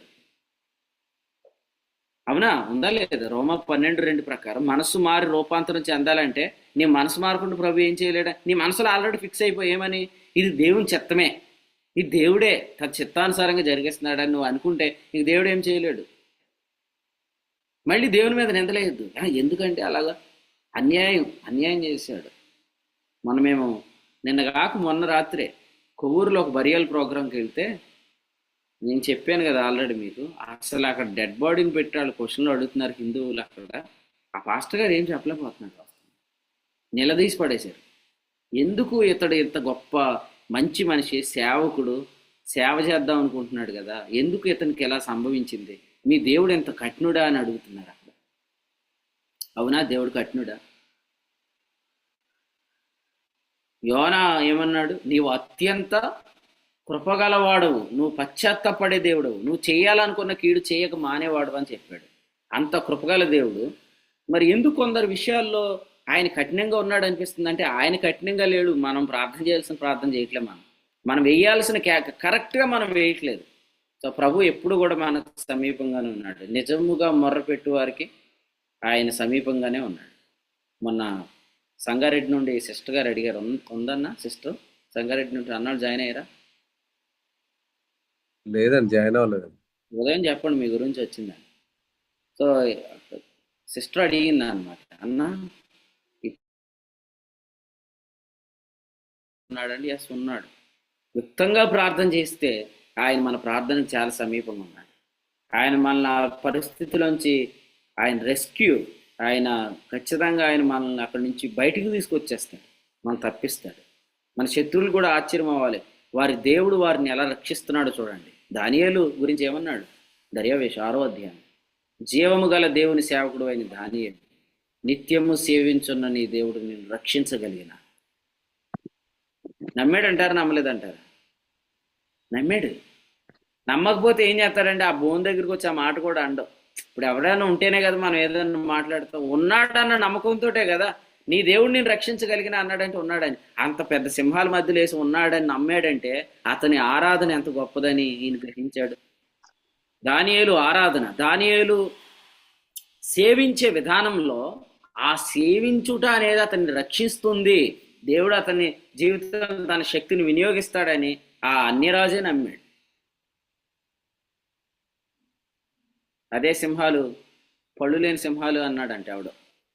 దేవుడు అందుకని ఏం చేశాడు, అక్కడే మళ్ళీ దానియేలు మీద నేరం మోపిన వాళ్ళు అందరూ లోపలేశాడు. అప్పుడు పళ్ళు సెట్ ఎట్టాడా? కావాలని దేవుడి కార్యాలను చేశాడు. ఎందుకంటే రేపు పొద్దుట ఎవడైనా నేరాలు వేస్తాడు. మోకాళ్ళు సముద్రంలో ఇశ్రాయేలు నడిపించాడు అని. అదే సముద్రంలో 600 శ్రేష్ఠ రథాలను ముంచిపడేశాడు. అలాగే ఇక్కడ కూడా ఆ సింహాలు తినే సింహాలు కాదు, మాంసాహారులు కాదు అంటానికి లేకుండా చేశాడు. మరి అవి ఎంత ఆకలితో ఉన్నాయి. కానీ ఆ రాత్రి అంతా దానియేలును ప్రభు ఆ సింహాల మధ్యలో రక్షించలేదా? ప్రభు మనల్ని రక్షిస్తేనే మనల్ని రక్షించడం చూసి అవతల ఉన్న శత్రువు కూడా మారు మనసు పొందుతాడు. శతాధిపతి ఎలా ప్రభుని నమ్ముకున్నాడండి? యేసుక్రీస్తు ఎలాగు ప్రాణం విడిచుట చూచి శతాధిపతి అన్నాడు, నిజముగా ఈయన దేవుని కుమారుడు. కాబట్టి మన జీవితాల్లో ఆయన రక్షించుట అనేది మనం ఎక్స్పీరియన్స్ చేస్తున్నప్పుడు నిజంగా మనతో ఉన్నవారు కూడా యేసుక్రీస్తుని ప్రభు అని ఒప్పుకుంటారు. కాబట్టి దయచేసి మీరందరూ కూడా నాకు అన్నీ తెలియదు అందుకు స్తోత్రం అని చెప్పాలి, కానీ ప్రభు నాకు తెలియచేయనైనా మేకలు ఈయన కాలం ఎప్పుడో చెప్పునైనా, ఈ మోసే మాసంలో ఎన్నో చెప్పునైనా, దానికి ఎన్నో నెలలో చెప్పునైనా అని అడుగుతారా? మా దేశంలో ఎన్ని పులులు ఉన్నాయో చెప్పయ్యా, ఎన్ని సింహాలు ఉన్నాయో చెప్పయ్యా అంటారా? అవన్నీ తెలియనందుకు నీకు స్తోత్రం అయ్యానండి. మనకి చాలా తెలియదు. మన పిల్లల గురించి తెలియదు, మన భార్య గురించి తెలియదు, నీ భర్త గురించి తెలియదు, నీ గురించి తెలియదు. కానీ అన్నీ ఎరిగిన వాడికి ఆత్మతో ప్రార్థన చేసే వరము నీకు ఇచ్చాడు. కాబట్టి నువ్వు అన్నిటి గురించి ప్రార్థన చేయొచ్చు. నువ్వు అసలు ఏ ప్రార్థన చేస్తున్నావు నీకు అర్థమే కాకపోవటం దేవుడు నీ మేలు కోసమే చేశాడు. నీకు కాదుగా అర్థం అవ్వాల్సింది ఎవరికి అర్థం అవ్వాలా? రోమాపత్రిక 8:27 దేవుని చిత్త ప్రకారం పరిశుద్ధుల కొరకు విజ్ఞాపనం చేయుచున్నవాడు ఆత్మ యొక్క మనసేది ఎరుగున. ఆయనకు అర్థమైతే చాలు. ఆయనకు అర్థమైతే ఆయన పై ఆఫీసర్కి రిప్రజెంట్ చేస్తాడు. ఎవరైనా తండ్రి అయిన దేవునికి మన పక్షం కనిపిస్తాడు. ఆయన ఏం చేస్తాడు? మేలు కలుగుటికే సమస్తాన్ని సమకూర్చి, అసలు ఇక్కడ నుంచి ప్రేయర్ వెళ్ళలేదు, ఇంకా ఆయన ఎలా ఇన్వాల్వ్ అవుతాడు? మళ్ళీ ఆయన మీద నేరం మోపుతారు ఎందుకు? ఆయన చూస్తున్నాడా? ఆయన కళ్ళు లేని దేవుడా? ఆయన ఎంత మూర్ఖుడా? మొన్న ఆదివారమే కదా 500 రూపాయలు వేసాను ప్రభుకి, నా పిల్లోని తీసేసుకున్నాడు అంటే అట్లా కుదరదు. అలాంటి మాటలు నిందలు ప్రభు మీద వేయకండి. మీ పిల్లల కొరకు ఎల్లప్పుడూ ఆత్మలో ప్రార్థన చేయండి. ఒక అబ్బాయి, తెలియని అబ్బాయి వచ్చి మీ అమ్మాయి జీవితంలోనికి దూరి అమ్మాయి జీవితాన్ని పాడు చేయకుండా కాపాడే కృప దేవుడు నీకు ఇచ్చాడు. అంతేగాని ఆ దేవుడు చూస్తున్నాడు కదా, నేను దేవుని కొరకు ఇంత నమ్మకమైన సేవ చేస్తున్నాను, నా పిల్లతో వాడెందుకు మాట్లాడు, నా పిల్లని ఆడెందుకు లేపుకొని వెళ్ళిపోయాడు నువ్వు అడగటానికి లేదు. వాళ్ళు అడగటానికి లేదు. నువ్వేం ప్రార్థన చేయాలో ప్రభు నీకు ఇచ్చాడు. అంతేగాని పిల్లల్ని అనుమానపు చూపులు చూడొద్దు. చూస్తున్నావు అంటే అర్థమేంటి? నీకు అన్నీ తెలుస్తాయని నువ్వు అనుకుంటా. అన్నీ తెలియవు. నీకు అన్నీ తెలియదు కాబట్టి నువ్వు ఆత్మలో ప్రార్థన చేస్తూ వాటి కొరకు జవాబులు పొందుకోవాలి. సో వాళ్ళ మనసులు ప్రభు ఎరగొడతాడు. నర్సరావుపేట జ్యోతి అంటే ఉంది, మీరు అడగండి, అద్భుతమైన సాక్ష్యం వాళ్ళ కుమారుడు. సో ప్రభు తన బిడ్డ జీవితంలో ఎంతో మేలు చేశాడు. ఆంటీ చెప్పి నాకు చాలా సంతోషించింది. ఎందుకంటే వాళ్ళ మనస్సులను ప్రభు వేరు చేయగలడు. ఒకవేళ ఎవరైనా ఎటువంటి బలహీనతలు ఉన్నా కూడా ప్రభు వారిని బయటికి తీసుకురాదు. సో ఆత్మలో ప్రార్థన చేస్తూ గడపండి. కుటుంబాలను మనం కాపాడలేం. మోషేని 3 నెలలు దాచారు. 3 నెలల తర్వాత దాచగలరా? ఎందులో పెట్టారు మరి తెలియదు. అంత టాలెంట్ కూడా మన దగ్గర లేదు. ఎందుకంటే ఇప్పుడున్న పిల్లోడు ఎలాంటి వాడు? మా డాన్ ఉన్నాడు అంటే ఆయన ఎక్కడ పెట్టినా బయటకు వచ్చేస్తాడు. మోషేనైనా 3 నెలలు దాచారు, కానీ ఎలాంటి వాళ్ళు మనం దాచలేం. కానీ ఇప్పుడు మనం అంత బలహీనత ఉండవు. ప్రభుకే స్తోత్రం. ఎందుకంటే మన ఆత్మతో ప్రార్థన చేయడానికి జమ్ము పెట్టిలో వాళ్ళు పెట్టవచ్చు. వాళ్ళు ఎక్కడ ఉండాలో ఎలా పెరగాలో. మోషేను మనం గమనిస్తే ఆ తరంలో ఉన్న చిన్నపిల్లలందరూ నైలు నదిలో విసిరివేయబడ్డారు, కానీ ఆ బిడ్డ ఒక్కడే కాపాడబడ్డాడు. ఆ బిడ్డ 22,000 మంది బిడ్డలను కాపాడాడు. ఒక్క బిడ్డ బ్రతికితే 22,000 మంది జ్యేష్ఠ పుత్రులను కాపాడాడు. కాబట్టి మన పిల్లలు రేపొద్దుట చాలా అద్భుతమైన పరిచయం చేయబోతున్నారు. మరి వాళ్ళ ద్వారా ఈ పరిచయం చేయాలంటే వాళ్ళని ఎవడో వచ్చి ముట్టుకుంటే ఎలాగా? వాడిని ముట్టకూడదా? నువ్వేం చేయాలా? వాళ్ళు ఫోన్లు చెక్ చేస్తారా? చెక్ చేసి దొరుకుతారా? ఇప్పుడున్న పిల్లలు దొరుకుతారా? ఎన్ని లాక్లు ఉంటాయో ఆ లాక్లన్నీ మీరు తీసేటప్పటికి మీకు అయిపోతుంది. అన్ని లాక్లు తీసి ఓపెన్ చేసినా అందులో ఏముండదు. వాళ్ళు మీతో మళ్ళీ చూసావా నాన్న కొండను తవ్వి ఎలకను పెట్టాను అంటారు వాళ్ళు. అందుకని వాళ్ళు మీకు దొరకరు. కాబట్టి నువ్వు అంత తెలివిగా ప్రవర్తించు. నీకు తెలియకుండా దేవునికి ఇష్టం. ఎందుకంటే ఇప్పుడు నువ్వు ఆత్మలో అక్కడ ప్రార్థన చేయాలి. ఈ తలంపులు ప్రభు మనందరి ఇంటిలో మీ కుటుంబాలన్నీ కాపాడబడును గాక, మీ పిల్లలు కాపాడబడుదురు గాక, మీ ఆరోగ్యాలు కాపాడబడును గాక, సమస్తము కాపాడబడును గాక. ఆత్మతో ప్రార్థన చేద్దాం. మెలకుగా ఉందా? మన శత్రువుకి గిఫ్ట్ ద్వారా కలిగే నష్టం తెలుసు. అందుకని ఈ గిఫ్ట్ మీరెవరూ దూషించొద్దు, దీన్ని అడగండి. అలా ప్రార్థన చేసేవారు ప్రార్థన కూడా వినండి. మీరు కూడా ప్రార్థన చేయండి. ప్రభువు మీకు సహాయం చేయండి. 9వ అధ్యాయం నుంచి దేవుడు మరొక శ్రేష్టమైన వర్తమానం ద్వారా తన దాసుని వాడుకుని అందించిన వర్తమానాన్ని బట్టి ప్రభువును స్తుతిస్తున్నాం. ఈ యొక్క అధ్యాయంలో ఆత్మ ద్వారా ప్రార్థన చేయడం అనేది ఎంత ప్రాముఖ్యమైందో ప్రభు ఇప్పుడు ఉన్నటువంటి కడవరి దినాల్లో జరుగుతున్నటువంటి పరిస్థితుల మధ్యన మనకి కాపుదల ఉండాలంటే మనం ఏమీ ఎరగని వారమని, ఆయన సమస్తాన్ని కలిగించినవాడు, సమస్తం ఎరిగినవాడు, సమస్తాన్ని నిర్వహిస్తున్నవాడు, ఆయన మనం బలహీనమని ఎరిగి మనకు అనుగ్రహించినటువంటి భాషల వరం పరిశుద్ధాత్మలో బాప్తిసం ద్వారా కలిగినటువంటి వరము, ఆ వరంలో మనము పరిశుద్ధాత్మలో ప్రార్థన అనేది ఎంత ప్రాముఖ్యమైందో ఈ యొక్క ఉదయకాలం మంది ప్రభు మన అందరితో మాట్లాడారు. మనం కొంచెం మట్టుకు ఎరిగిన వారం, అందుని బట్టి ప్రభు స్తోత్రం. మనం ఇంకా ఎరగవలసింది చాలా ఉంది, కానీ అది ఆత్మ ద్వారా ఎప్పుడైతే మనం ప్రార్థన చేస్తామో అది ఎంత ఎఫెక్టివ్ గా ఉంటుందో దాని ద్వారా మనకు కలిగే ప్రయోజనం ఏంటో, కాపుదల ఏంటో ప్రభు ఈ యొక్క ఉదయకాల వర్తమానం ద్వారా తన దాసుని వాడుకొని పరిశుద్ధాత్మ సాయంతో అందించిన వర్తమానాన్ని బట్టి ప్రభుకి స్తోత్రాలు తెలియజేస్తూ శ్రేష్టమైన తలంపులు అందించిన సేవకులకు కూడా కుడికి పక్షం వందనాలు తెలియజేస్తున్నాను. ఈ సమయంలో ఎవరైనా ఈ యొక్క వర్తమానం ద్వారా ప్రేరేపించబడిన వారు ప్రార్థన చేసినట్లయితే కూడికి ముగింపు చేసుకుందాం. ఈరోజు సాయంత్రం 6:30కి పెంటపాడులో, రాత్రి 8:30కి భీమవరంలో జరిగే పరిచర్ల కొరకు ప్రార్థన పంపులు పొందాలని తెలియజేస్తున్నాం. అలాగే హైదరాబాద్ లో జరిగే మే నెల 19 నుంచి 23వ తేదీ వరకు జరిగే సమ్మర్ కాన్ఫరెన్స్ కొరకు కూడా ప్రార్థన చేయండి. ఈ సమయంలో ఎవరైనా ప్రార్థన చేసినట్లయితే కూడికి ముగింపు చేసుకోండి. వందనాలండి. ఉండాలండి. ప్రార్థన చేద్దాం. పరిశుద్ధుడు తండ్రి, ప్రేమ కలిగిన మా నాయన మీకు వందనాలయ్యా. ప్రతిరోజు మమ్మల్ని దర్శిస్తూ మీ కృపా వర్షాన్ని కురిపిస్తున్నందుకే స్తోత్రాలు నాయన. కృప వెంబడి కృప నాయన మీరు మాకు కురిపిస్తున్నారు, మీకు స్తోత్రాలు. క్రీస్తు యేసునందున్న వాగ్దాన జీవంలో భాగంగా మేము జీవించుట కొరకైన సంగతులు నాయన మాకు అందిస్తున్నందుకే స్తోత్రాలు నాయన. మేము కొంచెం మట్టుకు ఎరుగుదుము నాయన, అయితే మేము ఏమి ఎరగని వారంగా ఉండటమే మాకు మేలు. ఎందుకంటే మేము ఆత్మ యొక్క ప్రథమ ఫలములు అనగా పరిశుద్ధాత్మలో బాప్తిస్మం, భాషల వరం అనే దాని మీద ఎక్కువగా మేము ఆధారపడటానికి, మేము మా పిల్లలు, మా కుటుంబాలు ఎక్కువ భద్రతను అనుభవించడానికి నాయన మీరు మమ్మల్ని అలా ఉంచుతున్నందుకే మీకు స్తోత్రాలు. నిజంగా మా ప్రభువా, ప్రస్తుత దినాల్లో మీ సేవకుడు చెప్పినట్టుగా వీటిని ప్రభువా మా శక్తి ద్వారా మేము ఆపలే నాయన. సమస్తము ప్రభువా మీరు మా పక్షంగా జరిగించడానికి, మా ద్వారా సమస్తమును చక్కపరిచినట్లుగా మీరు మాకు భాషల వరం ఇచ్చారు, మీకు స్తోత్రాలు చెల్లిస్తున్నాం.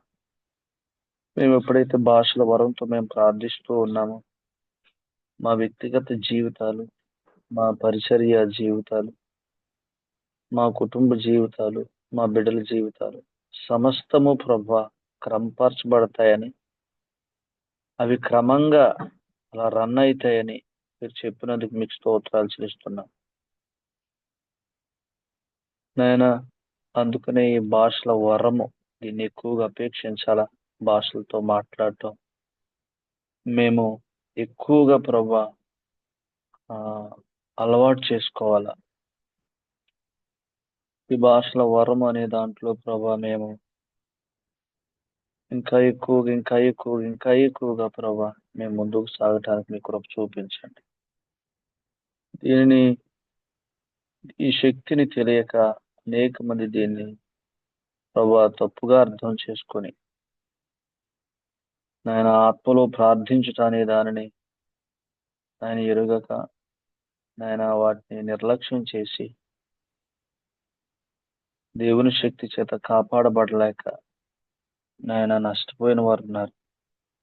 మేమైతే ఏ నష్టమో అనుభవించకూడదని మాకు మీరు వీటిని స్పష్టంగా తెలియజేస్తున్నందుకు మీకు స్తోత్రాలు. మా పిల్లల విషయంలో ఆందోళన పడక్కర్లా, ఏ విషయాల్లో మేము ఆందోళన పడక్కర్లా. ఎందుకంటే మాకు అన్నీ తెలియవు. అలా తెలియకుండా మీకు ఇష్టం, అందుకు స్తోత్రాలు. ఎందుకంటే ఆత్మలతో మేము ప్రార్థిస్తే వీటన్నిటి విషయంలో మేము గొప్ప క్షేమం అనుభవిస్తాం. అందుకు మీకు స్తోత్రాలు చేస్తున్నాం. నాయన ఆత్మలో ప్రార్థించడం ద్వారా అనేకమైన వాటిని మేము ప్రభువా బంధిస్తూ ఉన్నాం. మేము వివేచించలేని వాటి గురించి కూడా మేము మాట్లాడుతూ ఉన్నాం, మేము ప్రార్థిస్తూ ఉన్నాం. నాయన వాటన్నిటిని కూడా మేము ప్రభువా మా ప్రభు నామంలో వాటిని కూడా మేము చెప్పగలుగుతున్నాం. అందుకు మీకు స్తోత్రాలు. మనసుతో ప్రార్థన చేస్తే నాయన అన్నిటిని మేము వివేచించలే.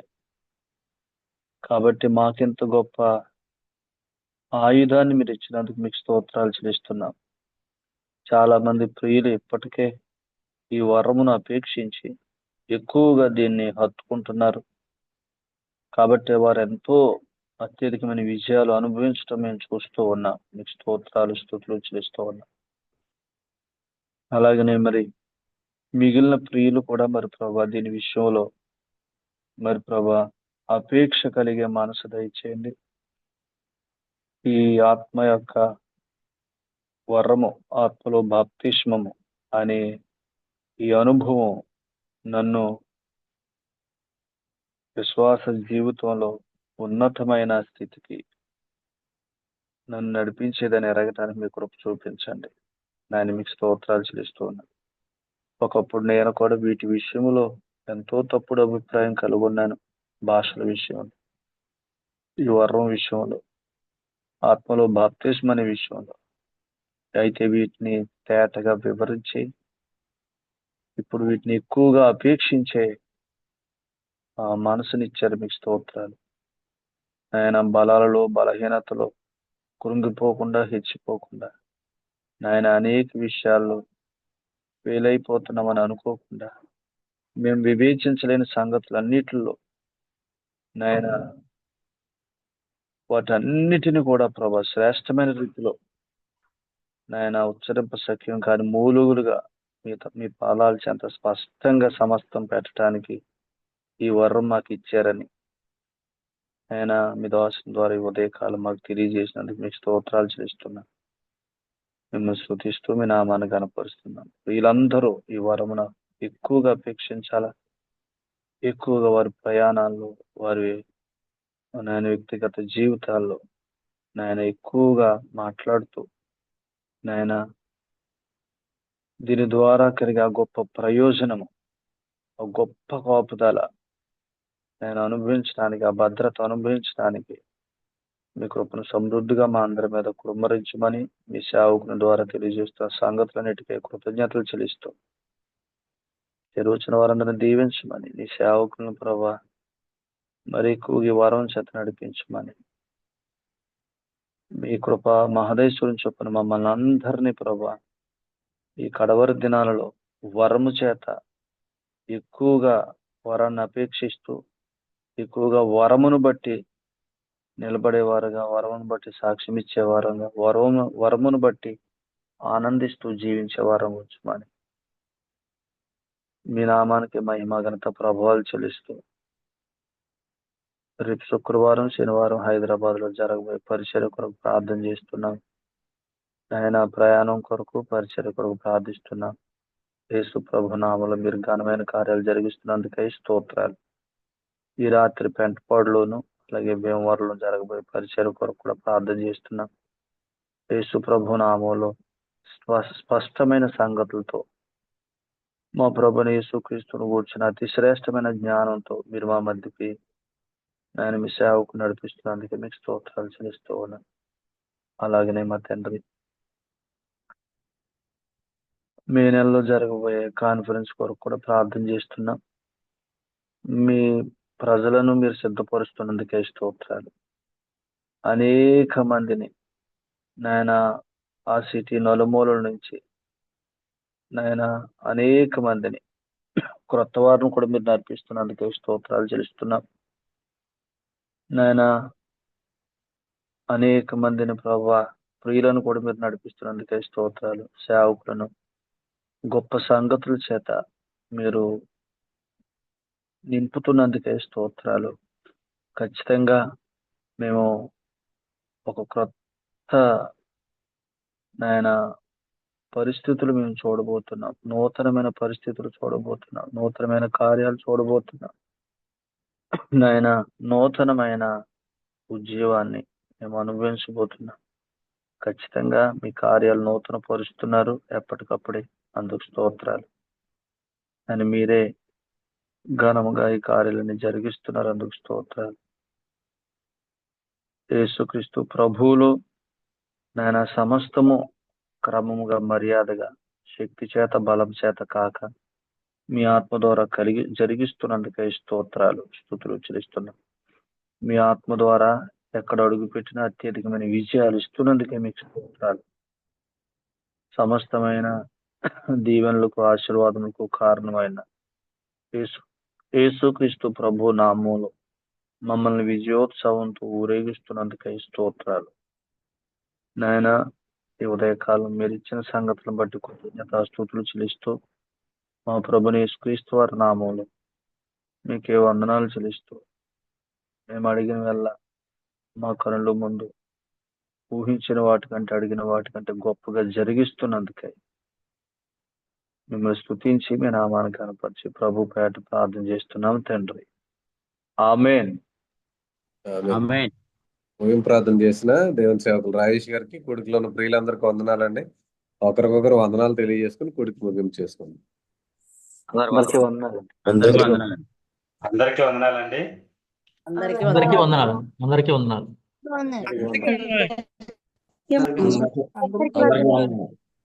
అందరికీ వందనాలు.